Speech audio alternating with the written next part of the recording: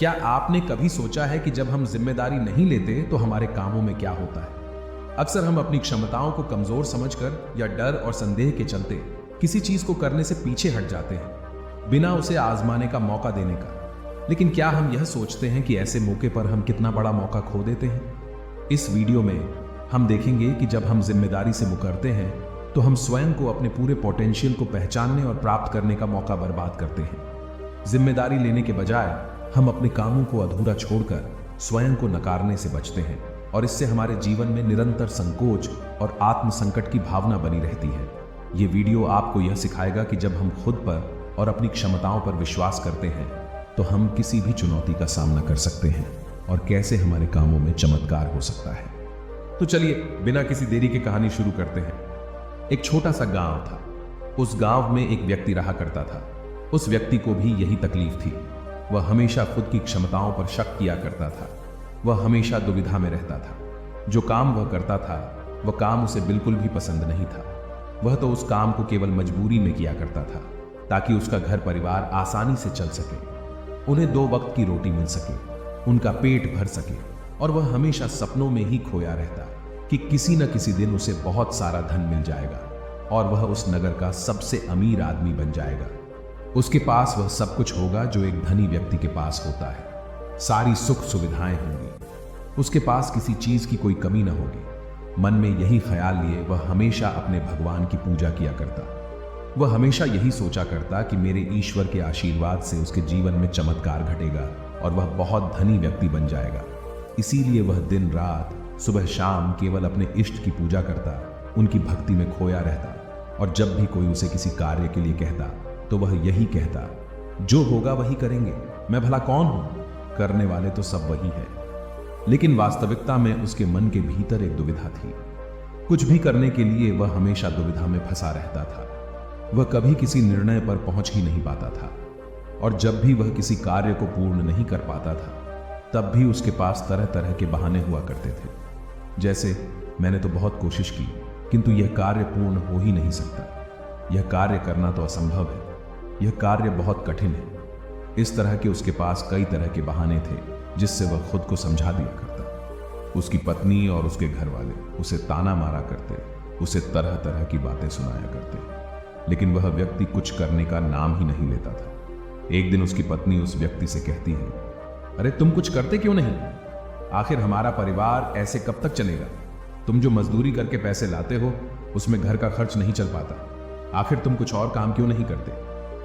इस पर वह व्यक्ति कहता है, जैसे मालिक की इच्छा, वह जैसा रखना चाहेंगे हमें वैसे ही रहना होगा। मैं चाहे कितना भी प्रयास क्यों ना कर लूं, लेकिन मैं उससे अधिक धन नहीं कमा सकता जब तक कि मेरे मालिक न चाहे। एक दिन उसका बच्चा बहुत बीमार पड़ गया और उसे अच्छे इलाज की आवश्यकता थी, लेकिन उस व्यक्ति के पास धन नहीं था। तभी उसकी पत्नी रोते हुए उस व्यक्ति के पास आई और कहने लगी, अरे जाइए ना, कुछ पैसों का बंदोबस्त कीजिए ना, हमारा बच्चा यूं ही मर जाएगा। इस पर व्यक्ति कहता है, अरे पगली, तू चिंता क्यों करती है? इसे कुछ नहीं होगा। मेरे ईश्वर मेरे साथ है और वह इसे बचा ही लेंगे। वह ऐसा कुछ नहीं होने देंगे। आखिर मैं उनकी इतनी पूजा करता हूं, दिन रात उनकी आराधना करता हूं, उनकी भक्ति करता हूं, इसलिए हमारे बच्चे को कुछ नहीं होगा। तू चिंता मत कर। अपने पति की यह बात सुनकर उस व्यक्ति की पत्नी घर से बाहर निकली और उसने हर जगह हाथ पैर मारे। हर जगह लोगों से बात की, लोगों से धन मांगा, लोगों से मदद मांगी, लेकिन किसी ने उसकी मदद नहीं की। उसे कहीं से भी धन नहीं मिला और थक हार कर वो घर वापस आ गई। इधर वह व्यक्ति अपने ईश्वर के भजन गा रहा था, उनसे प्रार्थना कर रहा था कि वह उसके बच्चे को स्वस्थ कर दे। बच्चा पीड़ा के कारण लगातार रोए जा रहा था। उसकी पीड़ा असहनीय होती जा रही थी, जिस कारण उसका चीखना चिल्लाना और भी बढ़ता जा रहा था।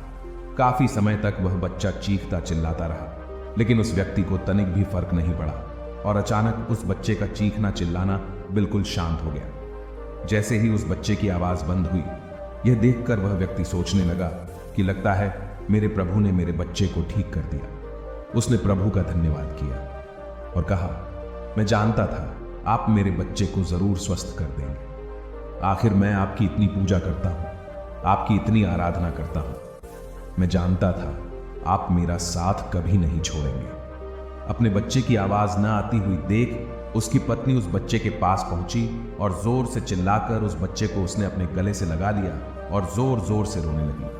तब जब उसने यह सब देखा तो उस व्यक्ति को यह एहसास हो चुका था कि उसके भगवान ने उस बच्चे को नहीं बचाया था, बल्कि अब उसका बच्चा इस दुनिया में नहीं रहा। और जब उसे एहसास हुआ तब उसे बहुत गहरा धक्का लगा।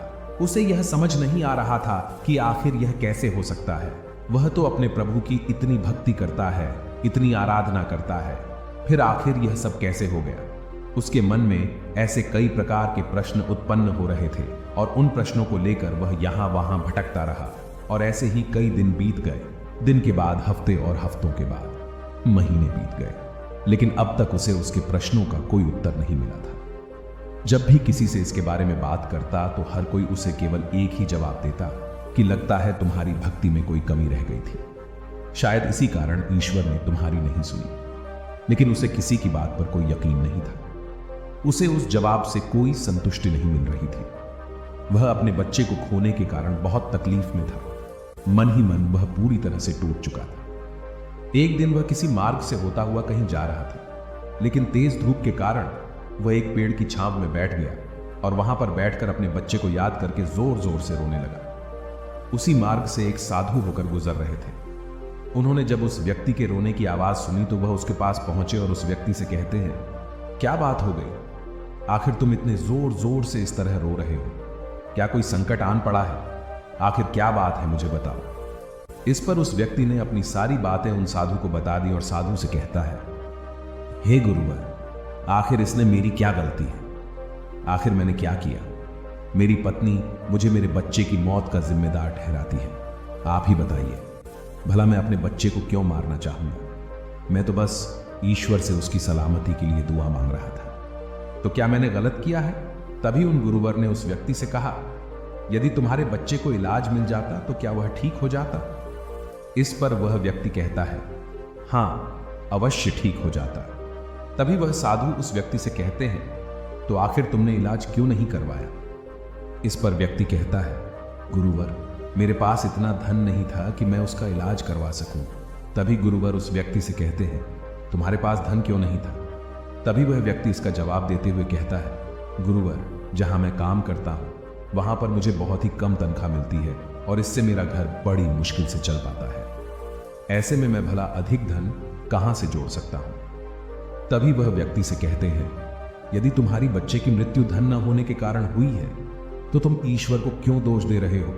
उसने तो नहीं कहा था कि तुम अधिक धन मत कमाओ। उसने तो तुमसे नहीं कहा था कि तुम वहीं पर काम करते रहो जहां पर तुम्हें कम तनख्वाह मिलती है। ईश्वर ने तो तुमसे नहीं कहा था कि तुम मेरे भरोसे बैठो। यह सुन वह व्यक्ति थोड़ा सा अचरज में पड़ गया। उसने उन साधु से कहा, गुरुवर, तो क्या हमें ईश्वर की मदद नहीं मांगनी चाहिए? क्या हमें उनकी पूजा आराधना नहीं करनी चाहिए? तभी वह व्यक्ति से कहते हैं, तुम्हारा ईश्वर कोई और नहीं बल्कि तुम्हारे भीतर है।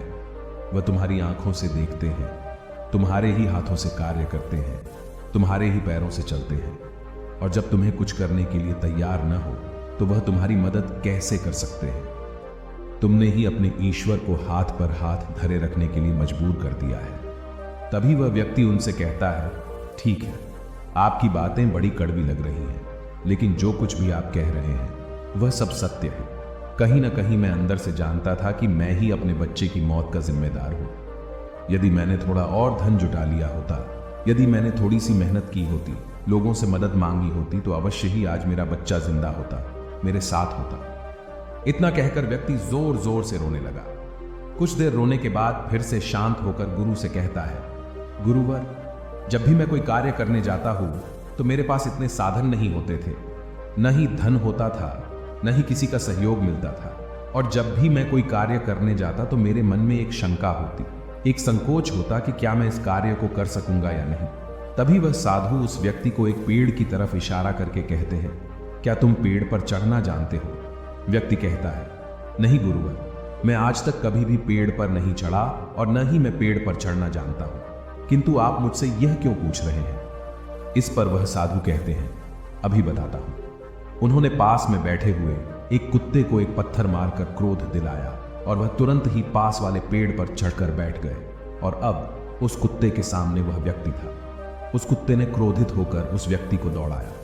उस व्यक्ति को कुछ समझ नहीं आ रहा था, वो बस तेजी से भागता जा रहा था। तभी उसे अचानक एक पेड़ नजर आया। वह व्यक्ति उस पर जाकर तुरंत चढ़ बैठा। कुछ देर बाद जब कुत्ता वहां से शांत होकर चला गया, तब साधु उस व्यक्ति के पास आए और उस व्यक्ति से कहते हैं, क्या हुआ? तुम तो कह रहे थे कि तुम्हें पेड़ पर चढ़ना नहीं आता, फिर तुम इस पेड़ पर कैसे चढ़ गए? इस पर व्यक्ति कहता है, गुरुवर न जाने क्यों, लेकिन अचानक ही मैं इस पेड़ पर चढ़ बैठा। मैं नहीं जानता ये मैंने कैसे किया, लेकिन मुझे अपनी जान बचाने के लिए यह करना ही पड़ा। इस पर वह साधु तो मुस्कुराने लगे और उस व्यक्ति से कहते हैं, मजबूरी व्यक्ति से सारे काम करा लेती है, फिर चाहे वह उसे कार्य पसंद हो या ना हो। जब तुम्हारी जान पर बन आई तो तुम इस पेड़ पर चढ़ बैठे। आखिर उस वक्त तुमने अपने ईश्वर को क्यों नहीं याद किया? तुम्हें उन्हें अपनी मदद के लिए क्यों नहीं बुलाया? तुम चाहते तो वहीं पर बैठकर अपने ईश्वर को याद कर सकते थे, उन्हें अपनी रक्षा के लिए बुला सकते थे, लेकिन तुमने ऐसा नहीं किया। तुम अपनी जान बचाने के लिए उस पेड़ पर बड़ी सरलता से चढ़ गए, क्योंकि बात तुम्हारी जान की थी। लेकिन जब तुम्हारे बच्चे की जान दांव पर लगी थी, तब तुम ईश्वर से आराधना कर रहे थे, उनसे प्रार्थना कर रहे थे कि वह तुम्हारे बच्चे की जान बचा ले। तुम अपने जिम्मेदारी से भाग रहे थे, पर अगर तुम उस जिम्मेदारी को निभाते तो आज हालत कुछ और होती। उन साधु की ऐसी कड़वी बातें सुनकर व्यक्ति मन ही मन और दुखी हो गया। वह जोर जोर से फूट फूट कर रोने लगा और कहता है, गुरुवर, आप सत्य कहते हैं, मैं ही अपने बच्चे की मौत का जिम्मेदार हूं। मुझे ऐसा नहीं करना चाहिए था, मुझे और अधिक धन जोड़ना चाहिए था। यदि मैंने ऐसा कर लिया होता तो मैं आज अपने बच्चे को बचा पाता, लेकिन अब क्या करूं? मुझे कुछ समझ नहीं आ रहा। इस पर साधु उस व्यक्ति से कहते हैं, जो हो गया उसे मिटाया नहीं जा सकता, किंतु जो होने वाला है उसे बनाया अवश्य जा सकता है। इसलिए अपने बहानों से ऊपर उठो, अपने संकोच को मन से मिटा दो, और किसी भी कार्य को शुरू करने से पहले तुम्हारे मन में दुविधा उत्पन्न होती है, उसे पूरी तरह से समाप्त कर दो। फिर देखना, तुम जैसा चाहोगे वैसा ही होगा। तुम जो हासिल करना चाहोगे तुम उसे हासिल कर पाओगे। तुम्हारा मन मजबूत होने लगेगा। मैं दुविधा से ऊपर उठकर साफ और स्पष्ट तौर पर निर्णय ले सकेगा। उसके बाद से तुम्हारे मन को कभी किसी बहाने की जरूरत नहीं पड़ेगी। इस पर व्यक्ति उस हाथ से कहता है, किंतु हे गुरुवर, जब भी मैं कोई कार्य करने जाता हूं तो मेरा मन बहुत ही कमजोर पड़ जाता है। मैं बहुत घबरा जाता हूं। मैं अपने मन को मजबूत कैसे बनाऊं? क्या आप मुझे इसके लिए कोई उपाय बता सकते हैं? इस पर साधु कहते हैं, हाँ, मेरे पास इसका भी उपाय है। तभी व्यक्ति कहता है, गुरुवर, कौन सा उपाय मुझे बताइए।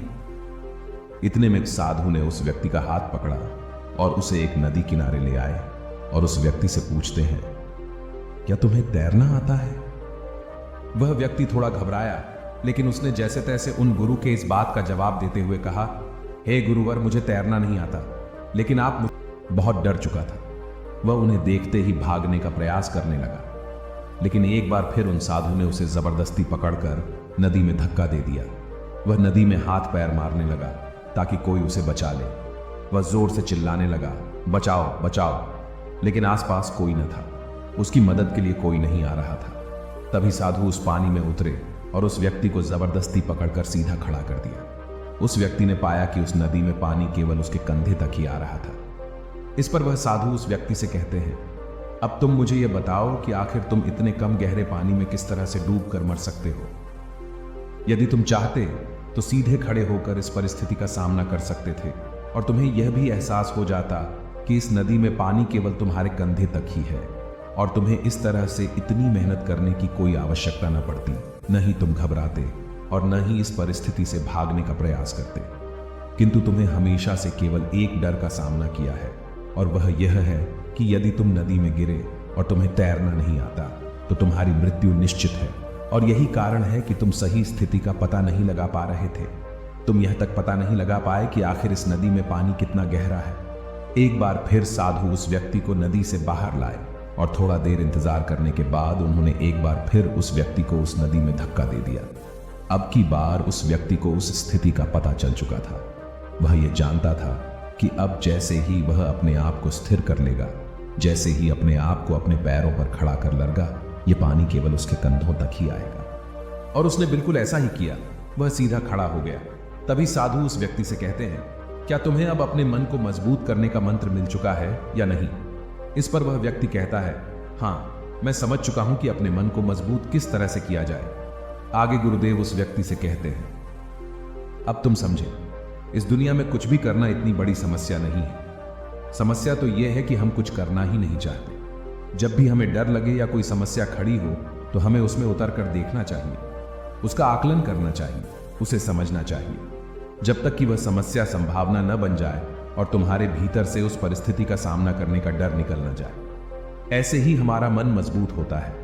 आज तुम्हारे पानी का डर समाप्त हुआ है, लेकिन वास्तविकता तो यह है कि तुम अब भी तैरना नहीं जानते, और जब तक तुम तैरना नहीं जान सकोगे तुम गहरे पानी में उतर नहीं सकोगे। इसलिए मेरी एक बात हमेशा याद रखना, इस संसार में ऐसा कुछ नहीं है जो तुम नहीं कर सकते। बस तुम्हें तुम्हारे साथ खड़े होना आवश्यक है, तुम्हें अपना साथ देना आवश्यक है।